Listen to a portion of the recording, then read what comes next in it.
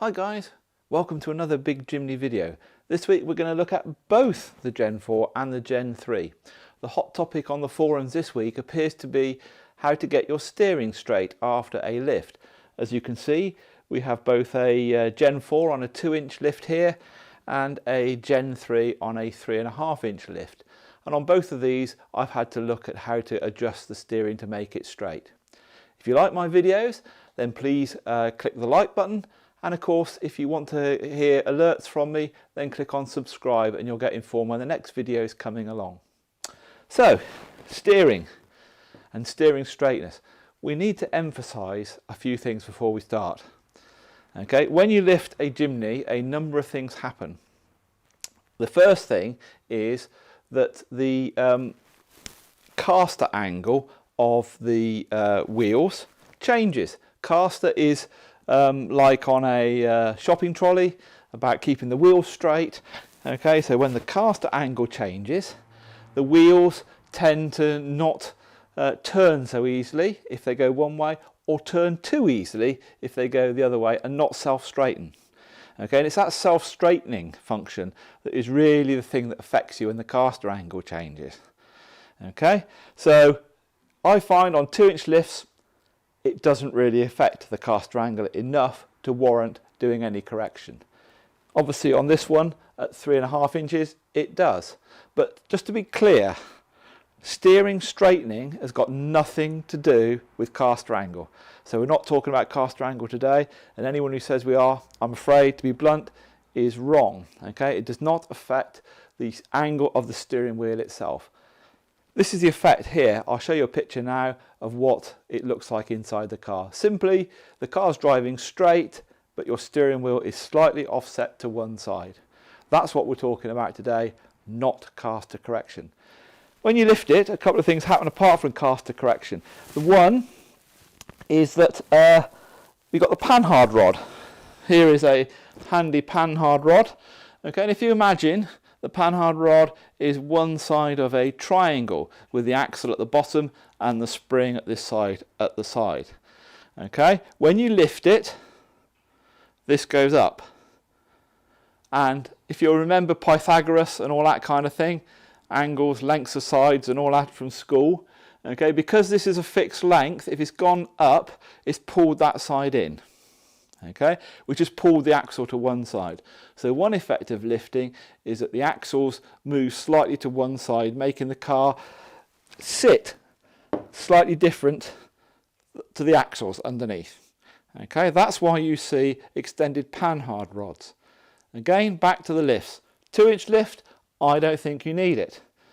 If we look at this one, we look at some pictures here. Here's this side of the car.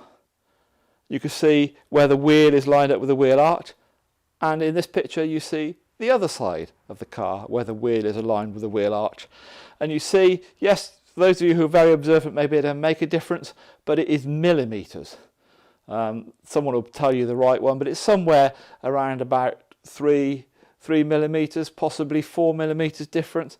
Okay, you can't really notice it. So for a 2-inch lift, I don't think panhard rod lengthening is required. 3.5-inch lift, yes, I've had to put adjustable panhard rods on here. Here's a picture of the rods themselves and the adjustment point. Again, it actually is only something like 5 millimetres adjustment on here. That's all it takes to make sure that the car is sitting square over the axles. But again, not needed on here. And the other one then is back to the steering itself. This is the same principle. Here is the steering arm from a Gen 3, although it's exactly the same one fitted to the Gen 4. Okay, there's no difference. This sits at an angle with the steering box up at this end and the front wheel on this side down at this end. Again, by lifting it, the angle's gone up. This time it's pulled, but it doesn't pull the axle, it pulls the steering arm on the bottom of the steering box at this end. That pulls the steering box and makes the steering wheel offset. So what this has done is slightly offset the steering wheel. So this is what we're looking at today. Just this bar, just this one at the front. Okay, and all we need to do is adjust it. Now with the panhard rods you have to buy adjustable ones, but With the Jimny, this one, the front steering arm, is fully adjustable from standard on both cars. Okay, as you can see again in this picture, there are some flats cut into the steering bar that will take a spanner, and there are lock nuts here and here which undo and then enables you to rotate this bar using your spanner. And by rotating the bar, it winds these track rods ends in and out. As they are reverse threaded one end and normal threaded the other, as you turn it, they both go out or they both go in, adjusting the angle of the steering wheel. So that's all we're going to do. Undo the lock nuts, put a spanner onto the flats on here, and turn this until our compatriot inside the car says the steering wheel is straight. It's as simple as that. No need for wheel alignment. That's the final subject here, wheel alignment. In the UK we call it tracking or wheel alignment. I know it means different things in different countries. Wheel alignment is the front two wheels are running parallel correctly to each other and they're in line with the back. Again, a lift doesn't affect that. It can't affect the ratio, the match between the two front wheels because they're on a fixed axle. Okay, it's a solid axle. Things aren't going to move. Same with the rear, it's a solid axle. Okay, and as long as the lift kit is a reasonable quality one, it's going to lift the front and the back the same, so it's not going to pull one side any more different than the other. Okay, so we're not talking about wheel alignment, we're talking about steering wheel centering. So let's have a quick look underneath the car. Just to say, I'm not actually going to do these because we're happy with them. There's no point in me undoing it all and showing you me adjusting it when in fact there's nothing actually wrong with these two. I will show you what I'm going to do or how to do it without actually doing it. So let's pretend it's this car. First thing you do is you run it onto a flat surface like this, dead straight. The way you do that is just drive it with your hands off the steering wheel. Okay, sit there, drive it forward a little way, and the steering will all self-center quite happily. So it's all nice and central, and at that point your steering wheel will be slightly offset. So then you get underneath, and if you look here, you undo this lock nut and undo that lock nut. So you undo those bolts, the steering arm rotates, and then you can put your spanner on like this and turn it.